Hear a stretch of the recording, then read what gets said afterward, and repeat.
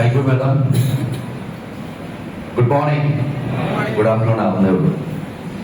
So എല്ലാവരും excited ആണോ? ഇന്ന് നമുക്ക് എല്ലാവർക്കും അറിയാം, വളരെ പ്രധാനപ്പെട്ട ഒരു ദിവസമാണ് world women's day, international women's day. ഇവിടെ സുരേഷ് സാറ് എല്ലാ സ്ത്രീകളെ എഴുന്നേറ്റ് നിർത്തി, ശരിയല്ലേ?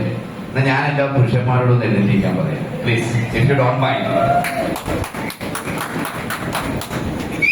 ഇന്ന് വുമൻസ് ഡേക്ക് എല്ലാ പുരുഷന്മാരും നമ്മുടെ ലേഡി അയൺസിന് നല്ലൊരു കയ്യടി കൊടുക്കാം. Thank you. കാരണം സ്ത്രീകൾ ഉണ്ടായത് കൊണ്ടാണ് നമ്മൾ ഉണ്ടായത്, ശരിയല്ലേ? ഭൂമിനെ പോലും അമ്മ എന്നാണ് വിളിക്കുന്നത്, ധർത്തീമ. നിങ്ങൾ നോട്ടിലൊക്കെ പറയും ധർത്തീമ എന്ന് പറയും. അപ്പൊ അത്രയും ബഹുമാനിക്കണം. കാരണം ആണുങ്ങളെ സംബന്ധിച്ചോളം നോക്കുവാണെന്നുണ്ടെങ്കിൽ, പുരുഷന്മാരെ സംബന്ധിച്ച് നോക്കുവാണെന്നുണ്ടെങ്കിൽ, എന്നെ ഞാനും വർക്കിംഗ് ആണ്, എന്റെ വൈഫ് വർക്കിംഗ് ആണ്. ഞാൻ രാവിലെ എന്റെ ജോലിക്ക് പോകും, പക്ഷേ ബിസിനസ്സിന് പോകും. രാവിലെ ടേബിളിന്റെ ഫ്രണ്ട് വരുമ്പോ ഫുഡ് ഉണ്ടാവും. പക്ഷെ വൈഫ് രാവിലെ എഴുന്നേറ്റ് ഫുഡൊക്കെ ഉണ്ടാക്കി വെച്ച് കുട്ടികളെയൊക്കെ ഒരുക്കി സ്കൂളിൽ വിടേണ്ട കാര്യങ്ങൾ നോക്കി അവരുടെ ഭക്ഷണമൊക്കെ പാക്ക് ചെയ്ത് വെച്ചിട്ട് ആളും വർക്ക് ചെയ്യാൻ പോകുന്നുണ്ട്. ഫെഡറൽ ബാങ്കിലെ മാനേജർ, നല്ല സ്ട്രെസ്സുള്ള ജോലിയാണ്. അപ്പോ ഒരു സ്ത്രീനെ സംബന്ധിച്ചോളം മൾട്ടി ടാസ്കിംഗ് ആണ് ചെയ്യുന്നത്, ശരിയോ തെറ്റോ? ഒരു നല്ല ഐഡിയ കൂടെ കൊടുത്തേ. കാരണം പുരുഷന്മാര് സിംഗിൾ ടാസ്കിംഗ് ആണ്. അപ്പൊ താങ്ക് യു. ഇവിടെ ഒരുപാട് ആൾക്കാർ എക്സ്പീരിയൻസ് പറഞ്ഞു, അനുഭവങ്ങൾ. പുതിയതായിട്ട് വരുന്ന ആൾക്കാർക്ക് ചിലപ്പോൾ ഒരു കൺഫ്യൂഷൻ തോന്നാം, എന്തിനാണ് അനുഭവങ്ങൾ പറഞ്ഞെന്നുള്ളത്. അവർക്ക് വേണ്ടി ഈ ഒരു ബിസിനസ്സിൽ വരുന്ന ആൾക്കാര് അവരുടെ അൾട്ടിമേറ്റ് അവർ എന്തായി തീരുമെന്ന് ഒരു വേർഡിലാണ് പറയുന്നത്. Who is A direct seller? Direct seller ആരാണ്? അവരെ വിളിക്കുന്നതാണ് സക്സസ് ആയി കഴിഞ്ഞാൽ B A self story teller. സ്വന്തം കഥ പറയുന്ന ഒരാളായിട്ട് വളർന്ന് ഉയരുക. അങ്ങനെയാണ് ഇവിടെ പല ആൾക്കാരും സ്വന്തം കഥ പറഞ്ഞത് എന്താണ്? എവിടുന്ന് വന്നു, എന്ത് ചെയ്തു, എന്തായിരിക്കുന്നു. അതെ, കറക്റ്റ് ആണോ? ഇതേ പറഞ്ഞല്ലോ, എനിക്കും അതേ പറയാനുള്ളൂ. എവിടുന്ന് വന്നു, എന്ത് ചെയ്തു, എന്തായിരിക്കുന്നു. ഞാൻ ഇൻഷുറൻസ് മേഖലയിൽ നിന്നാണ് ഈ ഇൻഡസ്ട്രിയിലേക്ക് വന്നത്. 10 വർഷം മാച്ച് നോക്ക് ലൈഫിലാണ് വർക്ക് ചെയ്തുകൊണ്ടിരുന്നത്. വർക്ക് ചെയ്ത സമയത്ത് ശരിക്കും പറഞ്ഞാൽ ഒരു ജോബൊക്കെ എന്റെ ഏറ്റവും വലിയ സ്വപ്നമാണ്, ഒരു കോർപ്പറേറ്റിൽ കയറുക. കോർപ്പറേറ്റ് ജോബിൽ കയറി കഴിഞ്ഞാൽ ഗുണം എന്ന് വെച്ചാൽ പാന്റ് ഷർട്ടൊക്കെ ഇൻസേർട്ട് ചെയ്ത് നടക്കാം, നല്ല പാക്കേജ് ഒക്കെ കിട്ടും, ഒരുപാട് ഫോറിൻ ട്രിപ്പുകളൊക്കെ പോവാം, കുറച്ച് ഫ്രീഡം ഉണ്ട്. അപ്പൊ അങ്ങനെയൊക്കെ ഫ്രീഡം, സ്വാതന്ത്ര്യമൊക്കെ ആഗ്രഹിക്കുന്നതുകൊണ്ട് കോർപ്പറേറ്റ് ജോലിയാണ് ആദ്യം പ്രിഫർ ചെയ്തത്. കാരണം ജോലി പ്രിഫർ ചെയ്യാനുള്ള കാരണം എന്താണെന്ന് വെച്ചാൽ എന്റെ ഫാമിലിയിൽ എല്ലാവരും ജോലി ചെയ്യുന്ന ആൾക്കാരാണ്. എന്റെ അമ്മ പഠിച്ചോണ്ടിരുന്നപ്പോ എന്നോട് പറയുന്നത്, നന്നായി പഠിക്കൂ, നല്ല ജോലി വാങ്ങിക്കൂ. അല്ലാതെ നന്നായി പഠിക്കൂ, നന്നായിട്ട് വിശ്വസിക്കണമെന്ന് എന്നോട് പറഞ്ഞിട്ടില്ല. ബിക്കോസ് എന്റെ ഫാമിലി മൊത്തം എംപ്ലോയിഡ് ആണ്. ഈ സാഹചര്യത്തിലാണ് ഞാനും ജോലിയിലേക്ക് പോയത്. പക്ഷേ ഏതാണ്ട് 7 വർഷം കഴിഞ്ഞപ്പോ പതുക്കെ നിരാശയായി തുടങ്ങി. നിരാശയായി തുടങ്ങാനുള്ള കാരണം, സമൂഹത്തിലൂടെ നടക്കുമ്പോ, റോഡിലൂടെ പോകുമ്പോ 2 സൈഡിൽ നോക്കാൻ നേരത്ത് വലിയ വീടുകൾ കാണാം. റോഡിലൂടെ പോകുമ്പോൾ വലിയ വാഹനങ്ങൾ കാണാം, BMW, ബെൻസ്, ജഗ്വാർ. ഇതൊക്കെ ഓടിപ്പോകുമ്പോ എന്റെ മനസ്സിലൊരു തോന്നല്, ഞാനും ഒരു മനുഷ്യനല്ലേ, ദൈവം എന്നെയും ഞാൻ സൃഷ്ടിച്ചു വിട്ടതല്ലേ, ആ BMW ബെൻസിനകത്ത് ഇരിക്കുന്ന ആൾക്കാരെ ദൈവം സൃഷ്ടിച്ചു വിട്ടതല്ലേ, അവർക്ക് 10 തലയൊന്നും ഇല്ലല്ലോ, എന്നെ പോലെ ഒരു തലയും 2 കൈയും 10 വിരലൊക്കെ ഉള്ളല്ലോ, എന്തുകൊണ്ട് അവരെ കൊണ്ട് സാധിക്കുന്നു, എന്നെ കൊണ്ട് സാധിക്കുന്നില്ല എന്ന് തോന്നലിന് എനിക്കൊരു ഉത്തരം കിട്ടി. ഏത് മനുഷ്യനും ജീവിതത്തിൽ ഡെവലപ്പ് ആകുന്നത്, വിജയിക്കുന്നത് അവൻ തിരഞ്ഞെടുക്കുന്ന അവസരങ്ങളിലൂടെയാണ്. അവസരങ്ങളാണ് ഒരു മനുഷ്യന്റെ കാറ്റഗറി നിശ്ചയിക്കുന്നത്. ലോ, മിഡ്, ഹൈ, അല്ലെങ്കിൽ റേഷൻ കാർഡിന്റെ കളർ നിശ്ചയിക്കുന്നത്, ശരിയോ തെറ്റോ? പോർട്ടിലെ റേഷൻ കാർഡിന്റെ കളർ എന്തുവാ? വൈറ്റ് അല്ലേ? ഏറ്റവും ഹൈയോ, യെല്ലോ ബുക്കോ, ഏറ്റവും കൂടിയത് വൈറ്റ്, ഏറ്റവും താഴത്തെ. അങ്ങനെ തന്നെ നമ്മുടെ സമൂഹത്തിന് കാറ്റഗറൈസ് ചെയ്തിട്ടുണ്ട്, ശരിയോ തെറ്റോ? ഇതെല്ലാം നമ്മുടെ ഇൻകത്തിന് ബേസ് ചെയ്തിട്ടാണ്. അപ്പൊ എങ്ങനെയെങ്കിലും ഏറ്റവും പോർട്ടിലായി ടോപ്പ് പ്രൊഫൈലിലേക്ക് വരണമെന്നുണ്ടെങ്കിൽ എന്ത് ചെയ്യണം? ഇൻകം ടാക്സ് അടച്ചു കഴിഞ്ഞാലേ വരാൻ പറ്റത്തുള്ളൂ, കള്ളപ്പണം ഉണ്ടെങ്കിൽ വരാൻ പറ്റത്തില്ല. അപ്പൊ എനിക്ക് മനസ്സിലായി, നല്ല ടാക്സ് പേ ചെയ്യുന്ന ഒരു ബിസിനസ്സിൽ മാത്രമേ എന്റെ സ്വപ്നങ്ങൾ സാക്ഷാത്കരിക്കാൻ പറ്റുള്ളൂ. ആ സത്യം മനസ്സിലാക്കിയപ്പോ ഞാൻ എന്നെ പറ്റി ഒന്ന് ചിന്തിച്ചു, ഞാൻ ആരാണ്? നിലവിൽ ചെയ്തുകൊണ്ടിരിക്കുന്ന ജോലി ഞാൻ തുടർന്ന് ചെയ്തു കഴിഞ്ഞാൽ ഞാൻ എവിടെ എത്തും? ഇനി 10-30 വർഷം എന്നെ കൊണ്ട് വർക്ക് ചെയ്യാൻ പറ്റിക്കഴിഞ്ഞാൽ ഞാൻ എവിടെ എത്തുമെന്ന് എന്റെ തോന്നലാണ് ശരിക്കും പറഞ്ഞാൽ ഒരു ബിസിനസ്സിലേക്ക് ഞാൻ ചിന്തിപ്പിച്ചത്. ഈ സമയത്താണ് ദൈവം നേരിട്ട് എന്തായാലും അവതരിക്കുമോ? പ്രതി പുരുഷന്മാരെ വിടുള്ളൂ. സന്ദേശകരായിട്ട് പല ആൾക്കാരെ വിടും. ചില ആൾക്കാരുടെ മനസ്സിൽ ചില തോന്നലുണ്ടായിട്ടാണ് അവരാണ് ഒരു മെസ്സേജ് നമുക്ക് കൊടുത്തരുന്നത്.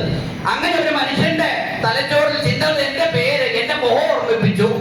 അദ്ദേഹം ആലപ്പുഴക്കാരനാണ്, അനൂപ് ബാബു എന്നാണ് പേര്. ഇത് ഡയമണ്ട് UTC ഡീലറാണ്, എന്റെ സുഹൃത്താണ്. അദ്ദേഹം എന്റെ അടുത്ത് വന്നിട്ട് പറഞ്ഞു, ഇതിന് ഒരു ബെസ്റ്റ് പരിപാടിയുണ്ട്. ഞാൻ ചോദിച്ചു, എന്താ ചേട്ടാ? ആഴ്ചയിൽ 2,10,000 രൂപ വരെ കിട്ടാവുന്ന ഓപ്പർച്യൂണിറ്റി.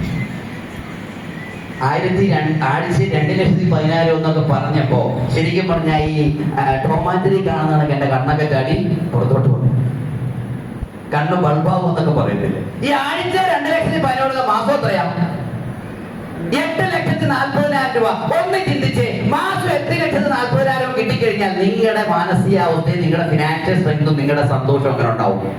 ഹാപ്പി ആയിരിക്കോ? പക്ഷെ ഈ എമൗണ്ട് പറഞ്ഞ് പുള്ളി അടുത്ത പ്രോഡക്റ്റ് എടുത്ത് വെക്കുന്ന ഒരു പ്രോഡക്റ്റ് എടുത്ത് സഞ്ചി നിന്നു. സഞ്ചി എന്ന് വെച്ചാൽ ബിഗ് ഷോപ്പറായിട്ടാണ് വന്നത്. നമ്മൾ തുണിയൊക്കെ തേക്കാൻ പോകുന്നു. ഇത് മഹാബൃങ്കരാജ ഹെയർ. ഞാനിതെടുത്ത് തിരിച്ചു നോക്കിയപ്പോൾ ഇതിനകത്ത് ഒരു വേരി കിടക്കും. പുള്ളി അടുത്തൊരു പ്രോഡക്റ്റ് എടുത്തു വെച്ചു, ചാമ്പി തൈലം. ഇതിന്റെ പേര് കേട്ടപ്പോൾ എനിക്കത് തിരിഞ്ഞു. ചാമ്പി എന്ന് കേട്ടപ്പോൾ ഞാൻ ആദ്യം കേട്ടപ്പോൾ തിരിയുന്നു. പക്ഷെ ആ പ്രോഡക്റ്റ് പിന്നീട് ഉപയോഗിച്ച വല്ല തിരിയൊക്കെ പോയി. ഞാൻ പറഞ്ഞു, ഇതുപോലെ ഒരു പ്രോഡക്റ്റ് പുള്ളി എടുത്തു കഴിഞ്ഞപ്പോ ഞാൻ പുള്ളിയോട് ചോദിച്ചല്ലോ, ഇത് വിറ്റിട്ടാണോ നിങ്ങൾ ആഴ്ച 2,10,000 കിട്ടുമെന്ന് പറഞ്ഞു. പുള്ളി പറഞ്ഞേ, ഞാൻ പറഞ്ഞു, എന്റെ ചേട്ടാ എന്നെ കൊണ്ട് പറ്റുമെന്ന് തോന്നുന്നില്ല. അപ്പൊ എന്റെ മനസ്സിൽ ഈഗോ, ഞാൻ ലക്ഷങ്ങളുടെ പോളിസി ഇരിക്കുന്ന ആളാണ്. അപ്പൊ എന്റെ അടുത്ത് ഒരു അനുഭവമുണ്ട്, അത് എന്റെ മേഖലയായിട്ട് ബന്ധപ്പെട്ടാണ്. പക്ഷെ ആ മേഖലയെ പറ്റി എനിക്കറിയില്ല. പുള്ളി എന്നോട് പറഞ്ഞു, ഇത് ഈ മേഖലയെ പറ്റി എനിക്ക് അറിയില്ലല്ലോ. ഞാൻ പറഞ്ഞു, ഇപ്പൊ എനിക്ക് തരം പറ്റില്ല, ഭയങ്കര ടെൻഷനാണ്, മാർച്ചാണ്. അതുകൊണ്ട് ഞാൻ ഒരു കാര്യം ചെയ്യാം, ഈ ക്ലോസിംഗ് കഴിഞ്ഞിട്ട്, ഫിനാൻഷ്യൽ ഇയർ ക്ലോസിംഗ് കഴിഞ്ഞിട്ട് ഞാൻ ആലോചിക്കാം. പുള്ളി അതേ കയറി വിളിച്ചു. എന്താന്നാ പറഞ്ഞത്? ടെൻഷൻ. ഒരു പ്രോഡക്റ്റ് അറിയാവുന്ന, ബിസിനസ് ചെയ്യാൻ അറിയാവുന്ന, ബിസിനസ് ഒരാളെ കൊണ്ടുവരണമെന്ന് ഉദ്ദേശിക്കുന്ന ആള് ടെൻഷൻ എന്ന് പറഞ്ഞാൽ എന്ത് പറയും? ശരിക്കും പറഞ്ഞു കഴിഞ്ഞാൽ ആ പ്രോഡക്റ്റ് എന്റെ കിട്ടി. അദ്ദേഹം ആ പ്രൊഡക്റ്റിനെ പറ്റി പറഞ്ഞു. ആദ്യം ഒന്നും ഉപയോഗിച്ചില്ല. പിന്നീട് അദ്ദേഹം ചോദിച്ചു, നീ ഉപയോഗിച്ചോ എന്ന് ചോദിച്ചു. ഞാൻ പറഞ്ഞു, ഇല്ല ഉപയോഗിച്ചില്ല, എനിക്കിത് അകത്ത് കഴിക്കാൻ പേടിയാ, ചത്തുപോയാൽ എന്ത് ചെയ്യും? നിങ്ങൾ വല്ല മുഖത്ത് തേക്കുന്ന ക്രീമാണെന്നുണ്ടെങ്കിൽ മുഖമൊക്കെ പൊള്ളിയേ പോകത്തുള്ളൂ, കളർ വെളുത്തിരിക്കുന്ന കറുത്തയാകത്തുള്ളൂ. വെളുത്തിരിക്കല്ലേ, ഇത് കറുത്തേ പോകത്തുള്ളൂ. ഇതൊക്കെ കഴിച്ചാൽ എന്താവും? അപ്പൊ പുള്ളി പറഞ്ഞ് 24 മണിക്കൂർ മൊബൈൽ കുത്തിക്കൊണ്ടിരിക്കുകയല്ലേ. 1-2 ലിങ്ക് ഇട്ട് തരാം. ക്വാളിറ്റി കൗൺസിൽ ഓഫ് ഇന്ത്യയുടെ വെബ്സൈറ്റിൽ കയറി നിങ്ങൾ നോക്ക്. ഈ പ്രോഡക്റ്റ് അതിനകത്ത് പറഞ്ഞിട്ടുണ്ടോ? Ayush premium PPAD scheme and Ayush premium certified product ഒന്ന് കയറി നോക്കാൻ പറഞ്ഞപ്പോ ഇതിനകത്ത് ആ പ്രോഡക്റ്റ് കണ്ടപ്പോ എനിക്കൊരു കോൺഫിഡൻസ് തോന്നി. പ്രോഡക്റ്റ് ഉപയോഗിച്ചു. ഒരു 10-20 ദിവസം കഴിഞ്ഞപ്പോ എന്റെ മാനസികാവസ്ഥയ്ക്ക് ചെറിയൊരു മാറ്റം ഉണ്ടായി. പണ്ട് ആൾക്കാർ പണ്ടുപോലെ പറയും ചെറിയ വട്ടമുണ്ട്. ഇപ്പോഴും എനിക്ക് വട്ടമുണ്ടെന്ന് ഞാൻ വിശ്വസിക്കുന്നുണ്ട്. നോക്കിയേ, വട്ടില്ലേ? എന്നെ ഒരു ദിവസം ഒരുത്തം വട്ടമെങ്കിലും പിടിച്ചില്ലെങ്കിൽ എനിക്ക് സമാധാനം കാണത്തില്ല. കാരണം വട്ടില്ലാത്തവരെല്ലാം നോർമൽ ചിന്താഗതിയിലാണ് പോകുന്നത്. നമുക്ക് വട്ടമുള്ളതുകൊണ്ട് ചിലപ്പോൾ കാലം കയറിയിട്ട് ചാടാനൊക്കെ തോന്നും, കടലടി പോയിരിക്കാനൊക്കെ തോന്നും, മല കയറാൻ തോന്നും. ഇതിനൊക്കെ സമയവും വേണം, കാശും വേണം. ആ വട്ടിന്റെ പുറകെയൊക്കെ ഇറങ്ങി തിരിച്ചിട്ട് ഇതൊക്കെ ഇപ്പൊ സംഭവിക്കും.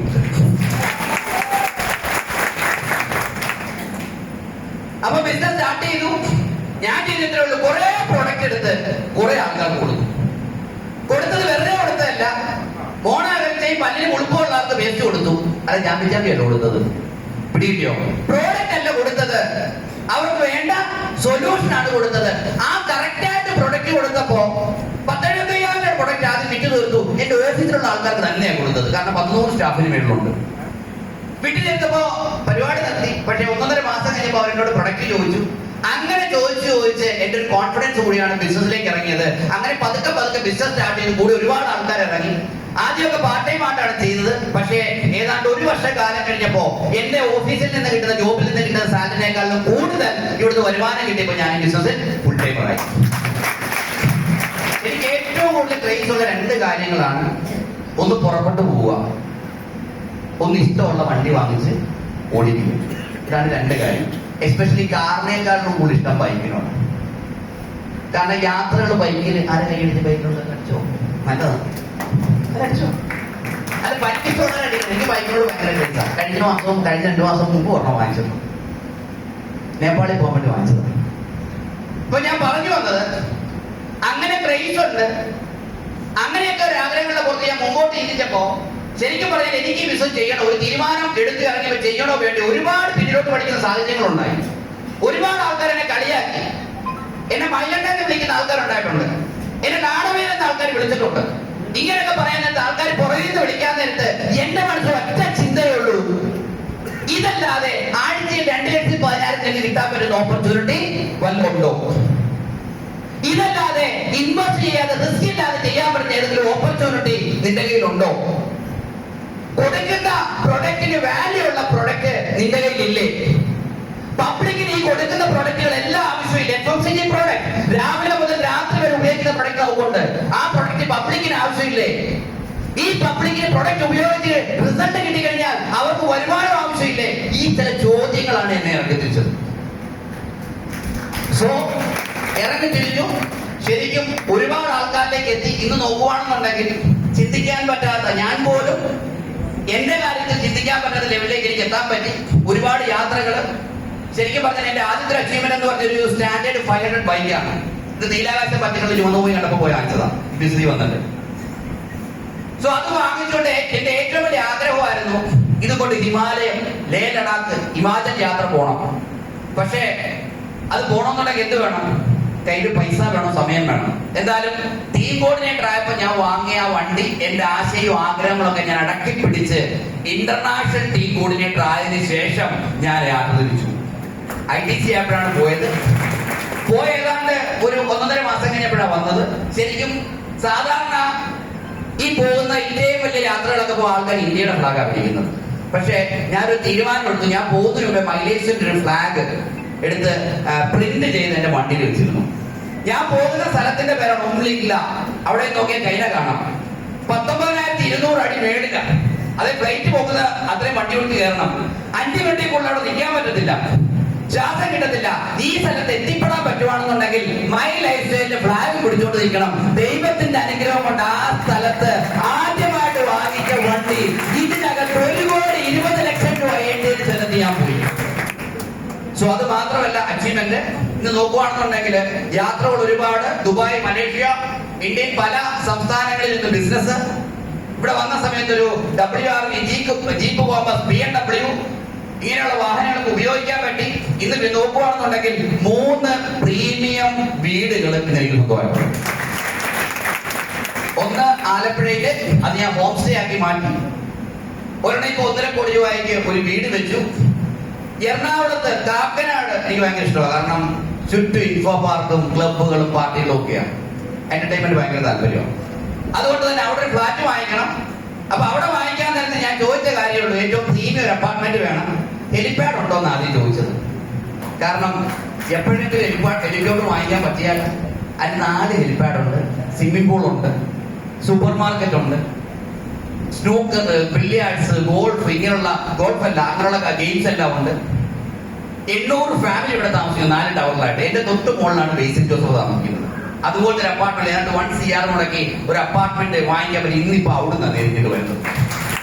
ഞാൻ പറഞ്ഞു വന്നത്, ഒരു ഡയറക്ടറിലേക്ക് ഒരു സാധാരണക്കാരൻ എംപ്ലോയിക്ക് ഇങ്ങനെ മാറാൻ പറ്റി. ഇന്ന് ഇങ്ങോട്ട് വരാൻ നേരത്തെ ശരിക്കും പറഞ്ഞാൽ ഈ വർഷം തുടങ്ങിയിട്ട് ഇപ്പൊ എത്ര ദിവസമായി? 90 ദിവസമായി കാണും അല്ലെ? 90 ആയിട്ടില്ല, എത്രയാണ്?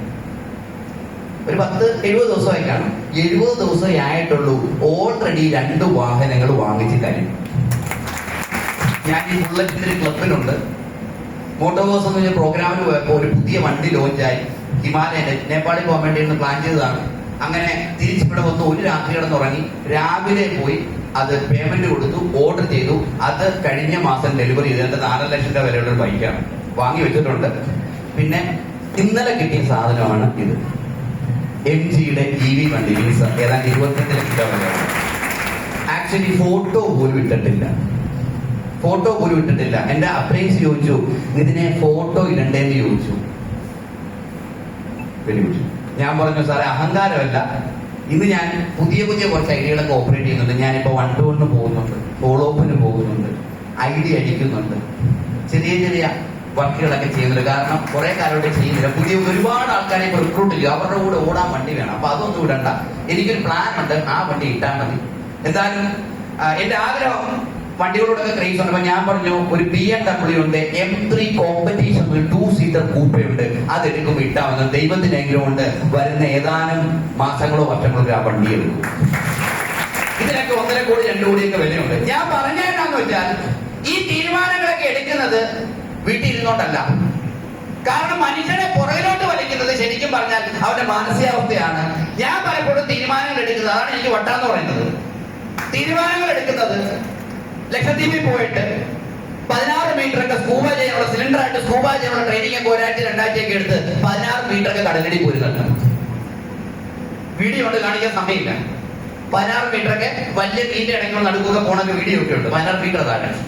ഞാനപ്പോ ചിന്തിക്കുക എത്രയേ ഉള്ളൂ, എടാ ഇത്രയും കടലിനടിയിൽ ഡെപ്തിൽ പോകാൻ എനിക്ക് പറ്റുമെന്നുണ്ടെങ്കിൽ എന്തുകൊണ്ട് മനുഷ്യനുണ്ടാക്കി ഇങ്ങനെ ഒരു സാധനം എനിക്ക് വാങ്ങിച്ചു ഉടനെ ജീവിതം പടം വെച്ച് പോകാന്നുണ്ടെങ്കിൽ. ഇപ്പൊ ഈ വരുന്ന മാസം ഒരു 15-ാം തീയതി കഴിഞ്ഞ് ബിസിനസ് ഇപ്പം ഡേറ്റ്സുകളൊന്നും ആർക്കും കൊടുത്തിട്ടില്ല. 15-ാം തീയതി കഴിഞ്ഞ് പോയി കഴിഞ്ഞാൽ 10 ദിവസം കഴിഞ്ഞാൽ വരത്തുള്ളൂ. അലിബന്തി ബുഗിയാൻ എന്ന് പറഞ്ഞൊരു സ്ഥലത്തോട്ട് പോവാം. കേട്ടിട്ടുണ്ടോ? അലിബന്തി ബുഗിയാൻ എന്ന് വെച്ചാൽ അളകനന്ദ ഭാഗീരഥി നദിയുടെ ഒരു കോമ്പിനേഷൻ പ്ലേസ് ഉണ്ട്. അവിടെ എത്തിയിട്ട് 15 ദിവസം നീണ്ടു നിൽക്കുന്ന മഞ്ഞിലും മലകളിലൂടെയുള്ള ഫോൺ പോലും ഇല്ലാത്ത സ്ഥലത്തൂടെ ട്രക്കിങ്ങിൽ പോവുക.